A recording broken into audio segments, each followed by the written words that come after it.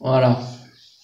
Donc, j'aimerais avec vous, ce soir, ouvrir la parole de Dieu et commencer une série, on verra quand on la continuera, mais en tout cas, on va la commencer, qui s'appelle « Je suis, vous êtes ». Souvent, on a étudié en église les « je suis » de Jésus.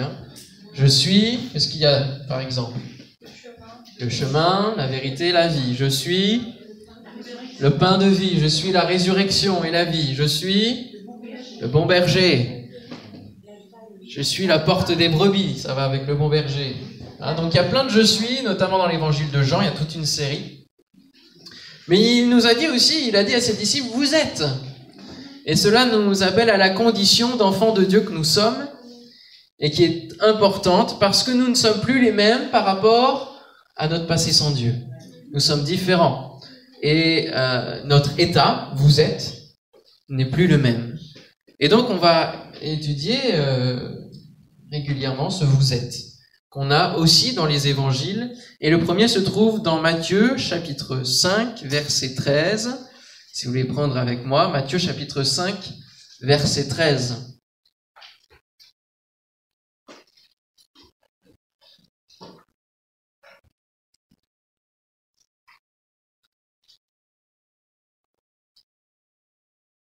Donc c'est juste après les béatitudes, c'est dans le sermon sur la montagne, où Jésus commence à enseigner ses disciples. Et si vous voulez prendre avec moi, on peut même prendre le verset 11. « Heureux serez-vous lorsqu'on vous outragera, qu'on vous persécutera et qu'on dira faussement de vous toutes sortes de mal à cause de moi. Réjouissez-vous et soyez dans l'allégresse parce que votre récompense sera grande dans les cieux, car c'est ainsi qu'on a persécuté les prophètes qui ont été avant vous. Vous êtes le sel de la terre. Mais si le sel perd sa saveur, avec quoi la lui rendra-t-on? Il ne sert plus qu'à être jeté dehors et foulé aux pieds par les hommes. » Amen? Amen. On fera le « Vous êtes la lumière du monde » une prochaine fois, et ce soir on va s'attarder sur « Vous êtes le sel de la terre ». On est des enfants de Dieu, donc on n'a plus la même nature, on est transformés. Amen. Est-ce que vous êtes transformés? Amen. Et pourtant, on continue à vivre dans ce monde qui, lui, n'est pas transformé par la grâce de Dieu, par l'Évangile. Et il nous faut continuer à vivre dans ce monde, justement, pour être le sel de la terre, la lumière du monde et plein d'autres choses. Autrement dit, pour impacter, pour influencer la société dans laquelle nous vivons, pour marquer la différence. Amen. Et être ce que Jésus nous appelle à être. Aujourd'hui, je continue ma formation en ligne depuis chez moi. Et donc c'est du live, on est en téléprésentiel, c'est comme si vous aviez une classe de gens, sauf qu'on est tous les uns derrière les autres, derrière des écrans, en direct. Et on a un formateur qui est assez grossier au niveau de son parler et qui peut parfois sortir des histoires, ou en tout cas des allusions, des expressions graveleuses, et c'est bon, on passe dessus, mais c'est l'ambiance, voyez-vous, c'est l'ambiance. Et puis aujourd'hui, j'essaye de vous expliquer comment ça s'est passé. On a retrouvé ce prof-là, puisqu'on a 2 professeurs, et puis il a dit un truc, mais de toute façon, ceux qui font ça, ce sont que ceux qui n'ont pas de caméra. Et moi, ce jour-ci, j'ai pas de caméra. Donc j'ai essayé de me connecter pour montrer que j'étais là et que moi je faisais pas ce genre de choses-là. Et il y a quelqu'un qui a pris la parole, qui a dit non mais de toute façon, Benjamin, lui, c'est un gars qui est bien. Et ils ont dit plusieurs choses à mon égard, et je me suis dit mais ça fait juste 4 semaines qu'on est ensemble, on est derrière des écrans. Donc en fin de compte, ils me connaissent pas plus que ça, que par mes interventions ou quoi. Bon, et ils arrivent à trouver quand même une différence. En disant, lui, il peut pas faire les mêmes choses que ce que les autres font. Et je me dis, voilà, c'est ça être le sel de la terre. C'est ça être la lumière du monde. C'est pouvoir dire, là, il y a une différence qui est marquée. Amen. Et nous sommes tous appelés à être le sel de la terre. Amen. À donner de la saveur. Alors j'aimerais voir avec vous, en 3 points, j'ai fait une petite recherche dans la Bible, ce que vous pourriez faire dans votre méditation personnelle, du mot sel. Et il y est à de nombreuses reprises, je ne sais plus combien de fois, je n'ai pas noté le nombre, mais vous regarderez. Et j'ai noté plusieurs moments où il est évoqué le sel, sa symbolique, son utilisation dans la Bible, et vous allez voir que c'est très très intéressant. Et ce qui nous amène à justement cette image que Jésus emploie, vous êtes le sel de la terre. Ça veut dire quoi concrètement? Quelle est cette image? On va voir en premier point, vous êtes le rappel du jugement de la terre. Parce que le sel, c'est ça, le rappel du jugement de la terre. La première mention du mot sel dans la Bible, elle se trouve, à votre avis, où ça? C'est bien. Dans la Genèse. À quelle occasion? Lot, tout à fait. Et notamment, sa femme. Alors, sa femme. Genèse 19, 26. La femme de Lot regarda en arrière et elle devint une statue de sel. Vous connaissez l'histoire. Si vous ne connaissez pas l'histoire, eh bien, Lot et sa femme vivaient dans une ville qui s'appelle Sodome et Gomorrhe, qui sont connus pour justement le fléau qui s'est passé là-bas et qui était connu pour être une ville de débauche, une ville complètement déviante au niveau des mœurs.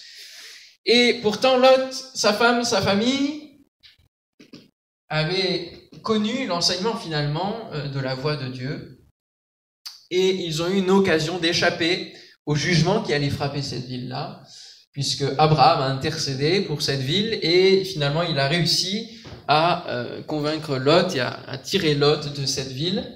Et sa femme a regardé en arrière. Et la chose qui avait été dite, c'est que si vous regardez en arrière, voilà, il y aura de toute façon le jugement, parce que c'est vraiment cette symbolique, lorsque nous sortons de notre passé, de notre péché, ne regardons pas à ce péché, ne regardons pas avec envie, avec regret, avec tristesse, notre ancienne vie, parce que Dieu a bien mieux devant. Amen. Parce que ce qui est passé, toutes choses sont devenues nouvelles, toutes choses sont en train de devenir nouvelles et on avance vers la marche dans la bénédiction. Dans l'épreuve que l'on traverse avec Dieu, dans un chemin qui est tracé par Dieu à l'avance. Et alors nous sommes assurés, dans la foi que nous avons en lui, de pouvoir connaître les verts pâturages qui sont promis dans la parole de Dieu. Et la femme de Lot, eh bien, elle a regardé en arrière et elle s'est transformée en une statue de sel. Chose un petit peu spéciale, mais il s'agit de Dieu, ne l'oublions pas. C'est donc le symbole du jugement. Le jugement exécuté par Dieu après la désobéissance. Et elle a regardé son passé, et pour elle, son passé, finalement, valait beaucoup plus à ses yeux que ce que Dieu pouvait lui donner. Son cœur était porté vers la débauche, le péché, et le salaire du péché, la Bible nous dit que c'est la mort. C'est la mort. Il n'y a rien d'autre comme finalité que la mort. La finalité du péché, c'est la mort spirituelle. Et puis, parfois, la mort physique, comme ici. C'est la mort. Après la désobéissance d'Adam et Ève, la conséquence, ça n'a pas été la mort physique tout de suite. Donc ils se sont dit, ah, mais ce que Satan nous a dit, c'était vrai. Dieu nous avait dit qu'on mourrait, mais en fait, on n'est pas mort. Sauf qu'ils ont bien vu que spirituellement, ils avaient plus de contact avec Dieu. Et que leur âme et leur esprit, il y avait plus de contact. C'était la mort spirituelle. Il n'y avait plus de relation avec Dieu, avec leur Créateur. Et là, le salaire du péché, c'est la mort. 225 grammes de sel. Autrement dit, à peu près 2 tasses de café suffisent pour vous conduire à la mort. Trop de sel dans votre organisme vous amène à mourir. Alors la femme de Lot, elle était des kilos entiers de sel, hein.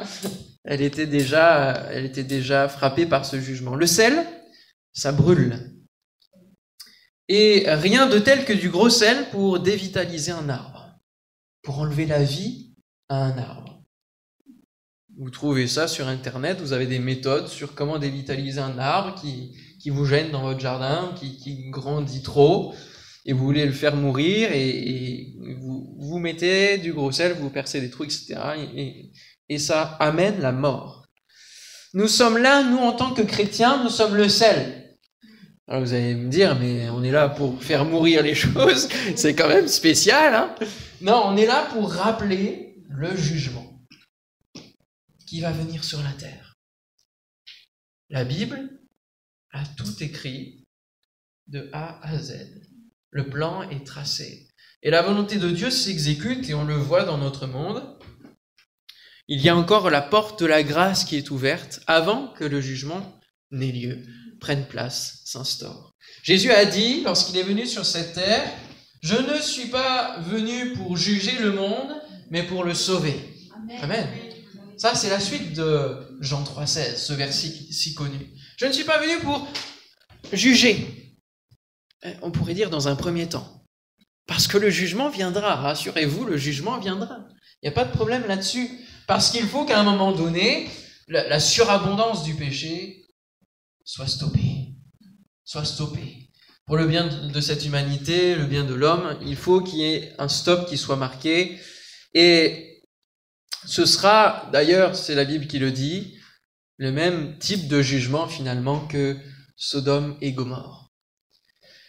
Dans Deutéronome, chapitre 29, versets 22 à 25, il est dit « Les générations à venir, vos enfants qui naîtront après vous, et l'étranger qui viendra d'une terre lointaine, à la vue des plaies et des maladies dont l'Éternel aura frappé ce pays, à la vue du soufre, du sel, de l'embrasement de toute la contrée, où il n'y aura ni semence, ni produit, ni aucune herbe qui croisse, comme au bouleversement de Sodome, de Gomorrhe, d'Adma et de Tseboïm, que l'Éternel détruisit dans sa colère et dans sa fureur. Toutes les nations diront, à la vue de ces choses-là, alors même qu'eux-mêmes ils ne l'ont pas vécu, ils diront, pourquoi l'Éternel a-t-il ainsi traité ce pays? Pourquoi cette ardente, cette grande colère? Et l'on répondra, c'est parce qu'ils ont abandonné l'alliance contractée avec eux par l'Éternel, le Dieu de leur père, lorsqu'il les fit sortir du pays d'Égypte. Amen. Nous prions et nous sommes là ce soir pour prier, et on a prié pour des personnes qui ont connu la grâce de Dieu, qui ont connu le Dieu de leur père, et qui aujourd'hui ne le connaissent plus, ont abandonné cette alliance-là, peut-être qu'eux-mêmes avaient contracté avec Dieu. Et nous avons vraiment cette instance, cette urgence de prier pour ces âmes-là afin qu'elles soient sauvées, parce que le jugement est sur eux. Et puis, les personnes qui ne connaissent pas Dieu, en tout cas n'ont rien voulu savoir, alors même qu'on a pu leur parler, eux-mêmes ont besoin de Dieu parce que la condamnation, c'est-à-dire le jugement, pèse sur leur vie. Celui qui croit et qui sera baptisé sera sauvé, et celui qui ne croit pas, finalement, il n'y a rien qui change. La condamnation, elle est là depuis le début, et elle reste, et elle s'exécutera un jour. Nous sommes là en tant que chrétiens, non pour faire mourir, car Dieu veut que le méchant se repente en premier lieu, mais pour rappeler que le péché a une finalité. Et dans le message de salut que nous partageons, nous devons d'avertir de cette partie-là. Dieu est amour, mais Dieu est aussi justice. Et dans sa parfaite justice et dans son amour, il va mettre de l'équité. Son jugement va prendre en compte si on a choisi de le suivre ou si on a choisi de le rejeter. Parce qu'ils ont abandonné l'alliance contractée avec eux par l'Éternel. Le deuxième point, c'est nous sommes le sel de la terre, vous êtes le signe de l'alliance de Dieu sur la terre. Vous êtes le signe de l'alliance de Dieu sur la terre. Béni soit Dieu, il n'y a pas que le jugement divin qui va s'accomplir. Non, Dieu a ouvert justement une porte en voyant que l'homme avait choisi la voie du péché et qu'il s'y fourvoyait. Son cœur de père s'est ému et son amour si grand n'a pas pu résister au fait de dire il faut que je leur donne une porte de nouveau pour avoir un cœur à cœur avec moi, à ceux qui, dans leur cœur, vont choisir de me suivre. Et il y a cette occasion d'éviter la colère de Dieu en choisissant de faire alliance avec lui. Amen. Et de suivre ses voies. Et dans Lévitique, chapitre 2, verset 13, il nous est dit, tu mettras du sel sur toutes tes offrandes, tu ne laisseras point ton offrande manquer de sel, signe de l'alliance de ton Dieu. Sur toutes tes offrandes, tu mettras du sel. Donc c'est vraiment encadré, voilà, on ne peut pas louper, qu'il faut mettre du sel sur toutes les offrandes, signe de l'alliance de ton Dieu. Vous êtes le signe de l'alliance de Dieu sur la terre.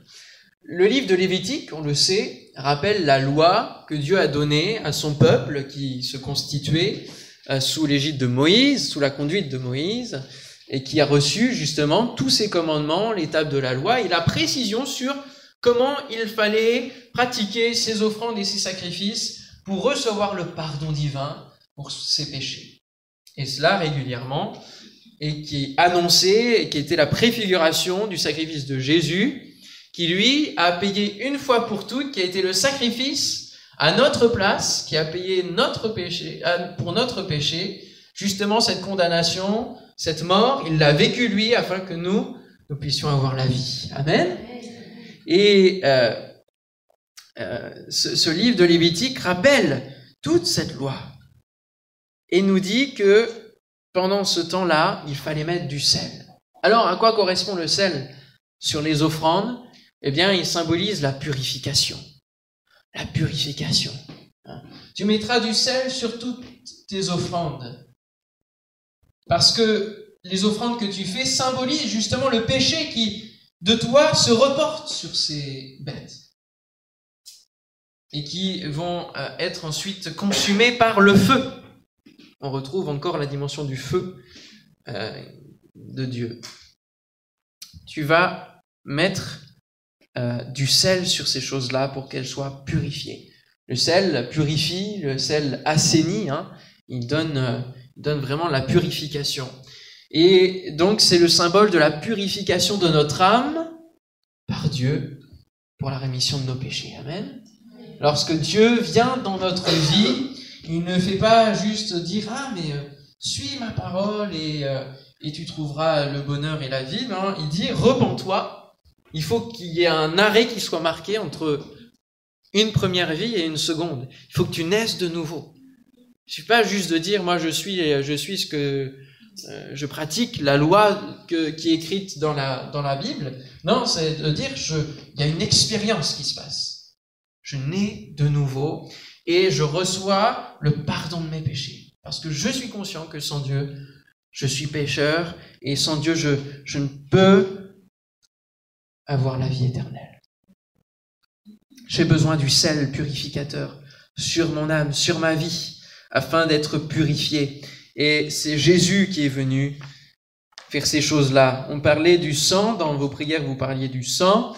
Le sang a pour cette vertu de purifier de tout péché, de toute iniquité, nous dit la Bible. Amen. Et donc, quand on parle de se couvrir du sang, c'est avant tout et seulement une notion de purification. Amen. De purification. Seigneur, tu me purifies. Et si on a peut-être parfois, on est encore tombé, on a encore chuté involontairement, on a péché, eh bien, la Bible nous dit qu'il est fidèle et juste pour nous pardonner. Amen. Et son sang est efficace. Alléluia. Son sang est efficace. Que son nom soit béni. Nous sommes le signe que Dieu pardonne. Dans ce monde, nous devons annoncer qu'il y a et le jugement et qu'il y a aussi la possibilité de faire alliance avec Dieu. Nous sommes ce signe-là. L'Église sur cette terre est le signe qu'il est possible d'avoir une relation avec Dieu. Il est possible que Dieu puisse gérer toutes choses dans nos vies, que Dieu pardonne, que Dieu sauve et libère celui qui s'approche de lui. Il le délivre de toutes ses détresses. Il le libère de toutes ses chaînes. Alléluia. Comment les gens autour de nous peuvent le voir? Eh bien, par une transformation, par une attitude qui les amène à avoir soif. Parce que le sel, ça donne soif. Soif de connaître celui que nous connaissons. Et j'espère que dans chaque moment de votre vie, à chaque fois que vous rencontrez des personnes, que vous avez l'occasion finalement de changer de travail, etc., et que peu importe, que vous rentrez dans des sphères de la société, que dès le début, vous puissiez être conscient de l'influence que vous allez avoir sur les autres. Du fait qu'on se regarde tous en tant qu'être humain. Et qu'on se jauge, qu'on se juge, qu'on se regarde et qu'on voit les caractères, qu'on voit les forces, qu'on voit les défauts et qu'on sait appuyer là où ça fait mal. Et qu'on donne plus ou moins de valeur à ceux qui nous entourent. Et les gens font de même. Hein? Nous sommes des vis-à-vis. Et c'est important que de pouvoir avoir un bon témoignage dès le début. Dès le début. Et ne pas se permettre des frivolités par prétexte de s'adapter, de dire mais je vais d'abord être comme eux pour pouvoir les gagner. Alors certes, Paul a dit je me fais tout à tous, mais il faut bien étudier dans quel contexte il a dit ça, comment il a dit cela et les conditions qui sont liées à cette parole. Il y a des choses que nous pouvons, oui, peut-être faire, mais il y en a d'autres. Il faut avoir cet équilibre-là, ce discernement-là. Il y a des choses qu'on ne peut pas se permettre de faire.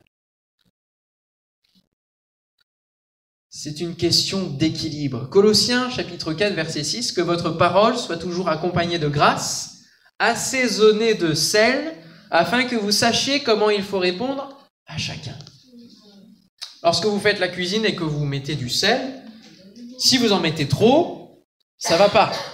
Si vous n'en mettez pas, ça ne va pas non plus. Il y a un équilibre juste pour que le plat soit bon, apprécié, dégusté. Mais si vous mettez trop votre grain de sel et que vous témoignez en frappant les gens avec la Bible, quelque part, à coup de matraque constamment, ça c'est donner trop de sel. Et une dose trop grande. Et les gens peuvent être dégoûtés de l'évangile et de sa puissance et de découvrir Dieu parce que on est saoulant, voilà. Mais à l'inverse, si parfois on n'insiste pas ou si on ne dit rien du tout, qu'est-ce que vous voulez que ça change chez les gens? Rien du tout. Si on ne parle pas de Dieu, si on ne montre rien qui montre cette transformation, il ne se passera rien. Même si vous priez des grandes prières, à un moment donné, il faut mettre le sel. Il faut être le sel. Il ne faut pas seulement prier et dire, Seigneur, que ces personnes-là... Non, il faut être. Et être, ça veut dire se manifester, être là, être présent. Hein. Et parler de manière assaisonnée, hein, comment savoir répondre à chacun. Donc il y a des réponses différentes suivant les personnes à qui nous avons affaire, parce qu'il y a mille et une personnalités et il y a mille et une manières de témoigner et d'apporter notre témoignage. Et ça passe aussi par les actes, par toutes choses. Tous les domaines de notre vie sont concernés par le témoignage de Christ auprès des autres. Troisièmement, vous êtes le sel de la terre, vous êtes la possibilité de guérison sur la terre. Alléluia. Nous allons voir une autre histoire qui est dans le livre des Rois, chapitre 2, versets 20 et 21, où il nous est parlé d'Élie qui dit « Apportez-moi un plat neuf ». On va peut-être prendre un peu plus grand le passage. Allez, j'ai mis 2 versets pour que ce soit pas trop long sur mes notes, mais 2 Rois, chapitre 2. Et c'est Élisée. J'avais un doute dans ma tête et c'est bien ça. Élisée. Verset 19. Les gens de la ville dirent à Élisée, « Voici le séjour de la ville est bon, comme le voit mon Seigneur, mais les eaux sont mauvaises et le pays est stérile. » Il dit, « Apportez-moi un plat neuf et mettez-y du sel. » Et ils le lui apportèrent. Il alla vers la source des eaux et il y jeta du sel et dit, « Ainsi parle l'Éternel, j'assainis ces eaux. Il n'en proviendra ni plus ni mort, il n'en proviendra plus ni mort, ni stérilité. » Et les eaux furent assainies jusqu'à ce jour, selon la parole qu'Élisée avait prononcée.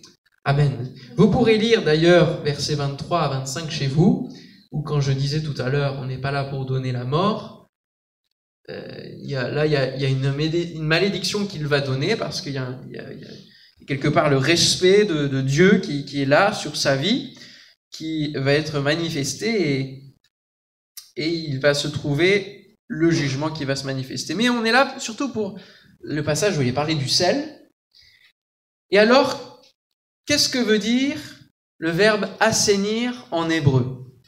Très intéressant de regarder l'original de ce verset, parce que le verbe assainir ici, c'est rapha.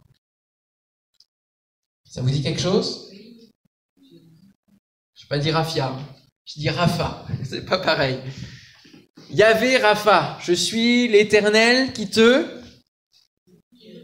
guérit. L'Éternel qui te guérit. Donc lorsqu'il dit j'assainis ses eaux, il dit en fait je guéris ses eaux. C'est pour ça que je dis que vous êtes la possibilité de guérison sur la terre. Yahvé Rapha, le Dieu qui guérit. Dieu nous a donné, Jésus, à travers de Jésus, le pouvoir de guérir les malades. Amen. Si tu crois, tu as cette possibilité de guérir les malades, de chasser les démons, de parler de nouvelles langues, etc., etc. À ceux qui croient. Au nom de Jésus-Christ, par son autorité, nous avons ce pouvoir de guérir les malades dans la foi en Jésus. Alors n'hésitons pas à faire du bien dans ce monde dont les eaux sont mauvaises, de porter la guérison.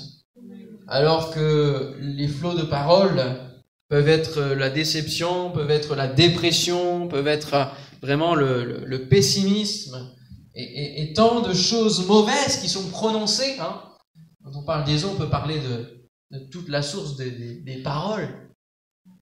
Autant il y a de nombreuses paroles qui sont amères, qui sont mauvaises, qui apportent la mort. Lorsque des parents peuvent prononcer des paroles mauvaises sur des enfants, ça provoque la mort. Il y en a même qui parfois, dans leur croissance, peuvent ralentir, tellement la puissance des paroles imprègne leur vie. Mais lorsqu'il y a des paroles de vie, des paroles de guérison, des paroles de bénédiction, alors ça amène la vie. Amen. Et nous avons cette puissance-là au travers du Seigneur d'apporter la guérison et le bien autour de nous. N'hésitons pas à le faire en tant que sel de la terre. Le sel est un agent qui fait du bien au corps lorsqu'il est bien maîtrisé. Et j'ai vu sur la toile qu'il y a plein de domaines dans lesquels le sel est utilisé. Vous avez les rhumatismes, vous avez les pieds, vous avez les dents, vous avez les verrues, vous avez les piqûres. Dans tout cela, le sel est utilisé, utile, recommandé. Soyons le sel de la terre. Amen. Guérissons les pieds de ceux qui n'avancent plus sur leur chemin de vie. Amen. Puissions-nous guérir physiquement aussi ceux qui sont arrêtés. Amen. Je terminerai avec ce passage que je citerai à chaque fois. 1 Jean 4,17. Tel il est, tel nous sommes aussi dans ce monde. C'est en cela que l'amour est parfait en nous, afin que nous ayons de l'assurance au jour du jugement. Jésus a laissé une si grande trace dans ce monde qu'on en parle encore 2000 ans après, que nous puissions laisser aussi l'empreinte de Christ et la saveur dans ce monde en tant que sel de la terre. Amen. Seigneur, nous te bénissons, te remercions pour ta parole qui est tellement abondante de grâce, de paix, de bénédiction. Seigneur, que toute la gloire te revienne. Oui, nous voulons être le sel de la terre. Seigneur, tu vois ce monde qui est languissant, abattu, qui a soif d'autre chose. Seigneur, donne-nous d'être la clé, donne-nous d'être là, Seigneur mon Dieu, d'être l'influence qui va impacter, qui va transformer. Au cœur des bouleversements, donne-nous de prendre et de saisir l'occasion de parler de toi. Seigneur mon Dieu, et que les personnes puissent saisir, déguster, apprécier et goûter combien Dieu est bon. Alléluia. Au nom de Jésus-Christ, fais de nous le sel de la terre. Et donne-nous de l'exprimer au nom de Jésus. Amen. Amen. Voilà, j'avais du coup à cœur, c'est quand j'ai vu la liste de chants et qu'on l'a chanté, j'ai vu les paroles, nous sommes sel et lumière. Alors on va le chanter, nous annonçons le roi. Amen.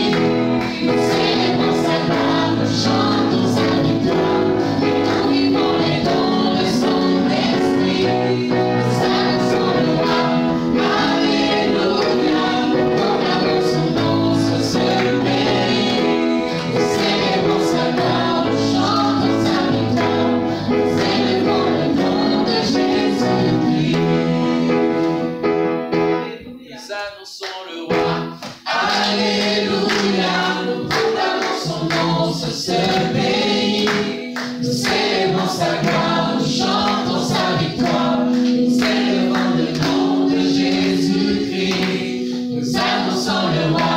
Alléluia. Nous proclamons son nom sur ce pays.